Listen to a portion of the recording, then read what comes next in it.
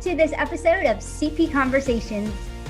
June is Pride Month, and today I'm talking to Zahra Brown, a Black lesbian with mild invisible cerebral palsy who is hard of hearing. She is a Jamaican Canadian with a master's degree in critical disability studies and a degree in women's studies. Zahra's goal is to change people's perceptions on disability and accessibility through the lens of inclusion, intersectionality, and self-love.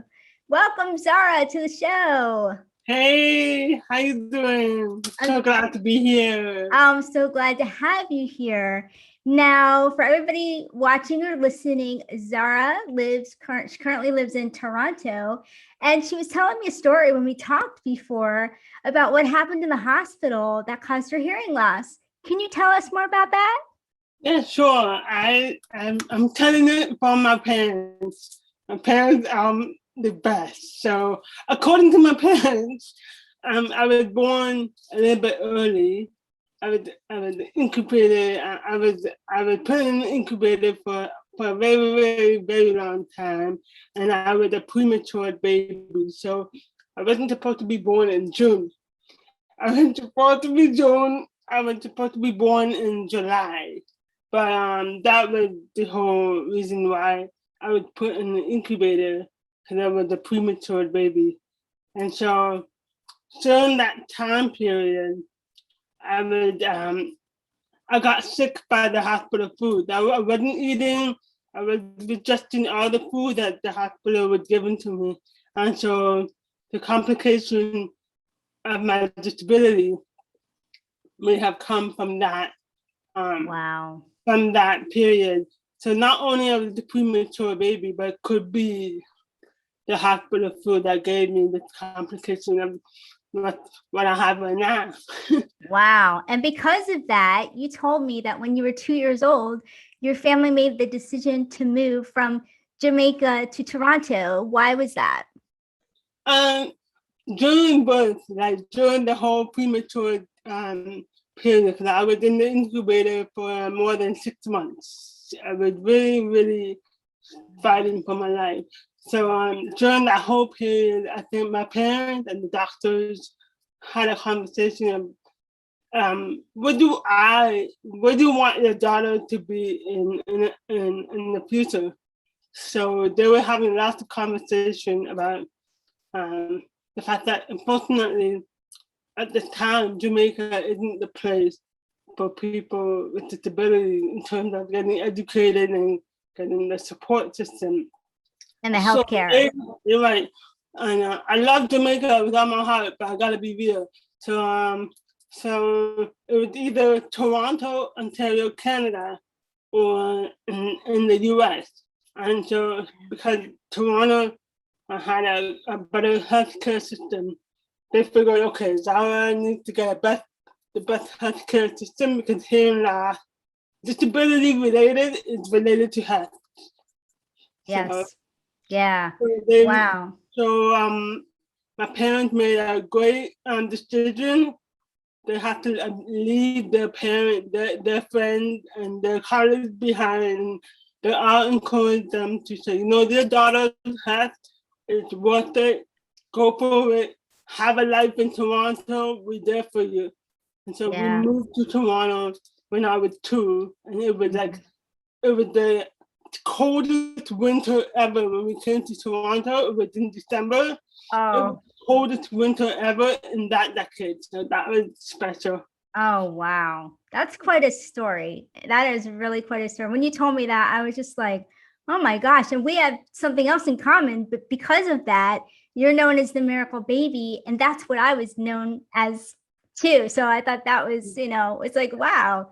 Yeah. So let's talk about now how cerebral palsy affects you and why do you describe it as invisible? It is invisible because I look like I don't have a person with disability, and my GP doesn't affect me physically wise. I'm not sure if it makes sense, but it does affect me in some way. For example, my balance. I can relate. Muscle movement, the same thing I can't do like, up to this day. I love to write, but I write in my own pace. But when I'm writing, my muscles really hurt, like painfully. It's like my computer is my best friend. And so I can't, I do write, but I can't write at the speed limit as the rest of the norm of the speed writing of the rest. Yeah. So I don't write, and that affects me to this day. And that's why you have to love technology, right? Because you can use computers, you can use your phone, you can type and you can say whatever it is you want to say, and you don't have to deal with the pain. That's exactly. And I think the CP affected my learning style. I learn a little bit differently. I need extra time in my assignment. I need time to think. I need I don't like the term slow thinker. I think it's very degrading. We all have different unique of learning, and how we learn. It's the key. It's not about how fast or how slow. The point is how you take in the information. You're right. That matters to you, and how you take in the tools that you want to carry on through your life. That's the point. So yes, I'm glad you brought that up, because some people are visual learners, some people are audio, hearing. Some people need both, where if you're in class, you need to see it written on the board, or nowadays they use computers, but see it written and hear it spoken at the same time. So and now you've told me that your family is your greatest advocate. How did having a good support system help you navigate the challenges of having multiple disabilities? Because not only do you have hearing loss and you're hard of hearing, and you wear hearing aids, you also have a mobility disability that at first sight most people wouldn't be able to tell, but you do have it. So you do have to deal with what comes with both of those things. And how did your family help you with that? Well, my family always they're the greatest advocates, because they've been supported from day one. And I was diagnosed from a very, very young age. So I had physiotherapy, which related to my CP, and I have speech therapy, which is related to my hearing loss, or maybe CP, who knows. But then I had audiologist testing, which is related to my hearing loss. So all of that, I've learned how to cope with that from elementary, from preschool, right up to high school. Yeah, so, but you dealt with bullying too, right, Zahra? Yeah, of course. I dealt with it. I dealt with people call me retarded. I don't like the word. I don't like the term deflect or deflected. I'm not sure. Right. Hearing deflect, speech deflect, other able deficit. There you go. You see, this is why you rock. Yeah. So, anyways, those terms are very degrading, and it's very harmful, because when somebody says that to me at a young age, at a teenage age, you want to be out there, you want to be known, you want to be popular. And somebody throws these words, you want to be accepted. Yeah, and then you start to think that you are not worth it because of that word. Like, retard is not the word, but back then people are saying it, and that's not cool. Yeah. How I dealt with it, I just cried, and I had a great support system. I had a good friendship, and they were able to support me, but the harm was still there. Yeah, and that's important. Yeah, because like we talked about, not everybody has that. So I wanted people to hear an experience of when somebody does have that support system, that how it helped you. Right, and so I had to deal with bullying. After people asking, how come I talk this way? Like all the time, and what is this in my ear? Mm-hmm. Mm-hmm. All these Right. questions, but I started it from a very, very young Young age. age. Because of that, Yeah. I got used to it, but Yeah. they got stronger. Right. Right. And now let's talk about Pride Month, because this Pride is man. Happy Pride Month.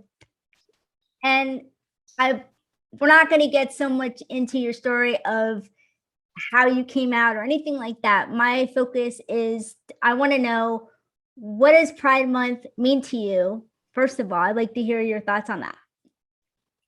Uh, Pride Month means to me is the celebration of who I am, liberation, the freedom, because staying in the closet prevents you from liberating yourself. And it's liberation because it is okay to like somebody the same gender, same sex as you, and say, yeah, you're hot, I want to date you. Let's get together. Let's connect. And that is the norm. Pride embraces that. Exactly. And you've told me that staying in the closet caused anxiety and depression. And I wanted people to know that, because you're not the only person that goes through that. And you are an example now, because you live your life on your own terms, and you don't care what people think. So for anybody listening or watching, and they might be struggling with their sexuality, their sexual orientation, their sexual identity, their gender pronouns, any or all of that, what do you say to someone who says, well, Zahra, how are you so comfortable in your own skin? How did you get there? It's a long process, and the only way I can say that is coming from a heart. You have to be courageous for whatever outcome it might come up to you. When you come out, you have to be courageous. You have to just put yourself out there, and just find people that love you for who you are, regardless. Yeah. And I would recommend anybody who's coming out to find a best friend that's there for you first before coming out to your family or your peers. And that way, when you come out, and if they don't approve, which I think they will, because I believe in love is power. But if they don't approve, then you got that friend that's there for you from rock bottom hit. But that's a great point, because that's like, you do need a safe person, whoever that person is. It could be a friend, it could be a family member, it could be a teacher. I mean, it could be anybody. It could be anybody. And for me, it was my mom's best friend. She's Reverend Anania, and she is a queer person as well, but she's been my inspiration, and she's like that person I can trust her. And because she's family and friend, I'm okay. And guess what? When I came out, I'm still here, and my family. And you're still okay. I'm still okay. Because that's the messages that so many people feel like they're alone.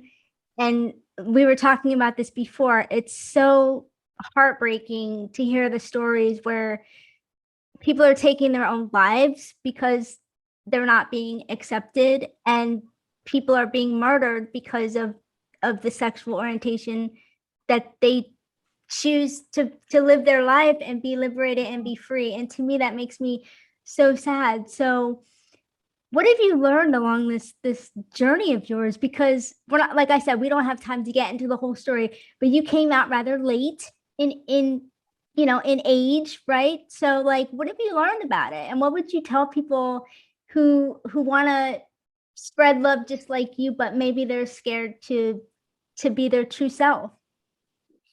What I've learned, staying in the closet doesn't give you the best version of you. You have to come out. You have to breathe. Staying in the closet will suppress the best of you. And it's a discovery. True. Yeah, right. It's a discovery. So you gotta pick the clothes you want to wear to get out of the closet. You gotta pick it quickly. You gotta be solid. You gotta be like, hey, this is who I am. Open that closet. Yeah, and like just kind of like take the first step. You don't have to go from A to Z. Right. Just know what's comfortable for you. Mainly what Zahra and I are trying to convey to everybody is that it's okay to be whoever you are. We talk about that on this show all the time. No matter what disability you have, you can do whatever you want in life. You may have to do it differently. And the same thing goes with if you're a member of the LGBTQ plus community. Right. It is. It gets weird when you just get out there and put yourself in the market and date people. And I'm just trying to tell. That's a whole other thing. That's could be like, I'm sure scary to people, but they could just, work on maybe coming out to a good friend or somebody first. And then, yeah. And coming out doesn't mean that you gotta have a boyfriend or girlfriend or somebody you're intimate with. Coming out could mean you're single and you're out. Yes, and you're gay, you're queer, you're lesbian, you're trans, queer, etc. You're here. Accept me for who I am. Right, and you're not hiding it. You're not hiding it. You don't have to be intimate with somebody to come out. That's an excellent point. Yes, exactly. So we're gonna end it shortly. And what I love about your story is that, like you said, you're all about self-love and you want to change people's perception on disability and accessibility. And I think also sexuality, from what I know about you. How do you think people who are not members of the LGBTQ plus community, how can we help? Just be better allies. Be better allies by being there for somebody. Just having a better sense of listening. Yeah. Listening is the greatest thing you can do. Listening and without any judgment. Listen without any interruption, and don't rush to listen to give advice. And nobody's asking you for your advice. We want you to hear our stories and be there for us and ask this question: how can we help to make you and your space be more inclusive? Yeah, I really think that's a great way to put it. Yeah. And I just, I love what you put out there, and I love that you're always so positive. Now, listen, we all have our bad days and we have challenges, but I know that you like to, you want to inspire people to live their best life, whatever that means to them. And, I know you like to take a lot of pictures, and that's one of the ways that you convey it for yourself. Like, this is who I am. This is how I choose to dress. This is what I do. And, you're always so happy about the choices that you've made. And I know that it hasn't been easy for you.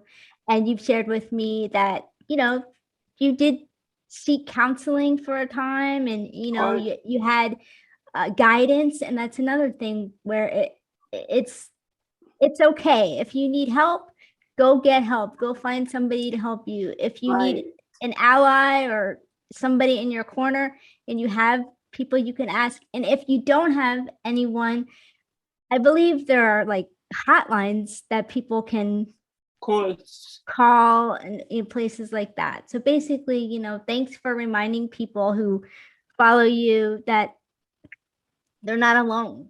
They're not alone. Counseling should not be a shameful thing. Counseling is helping you to grow. So it's amazing to just talk to somebody and let them know what you're feeling. You gotta let it out. And yeah, exactly. It's the greatest thing. It should never be a bad thing. It shouldn't be shameful. I agree. And on top of that, counseling is like the number one step to self-love.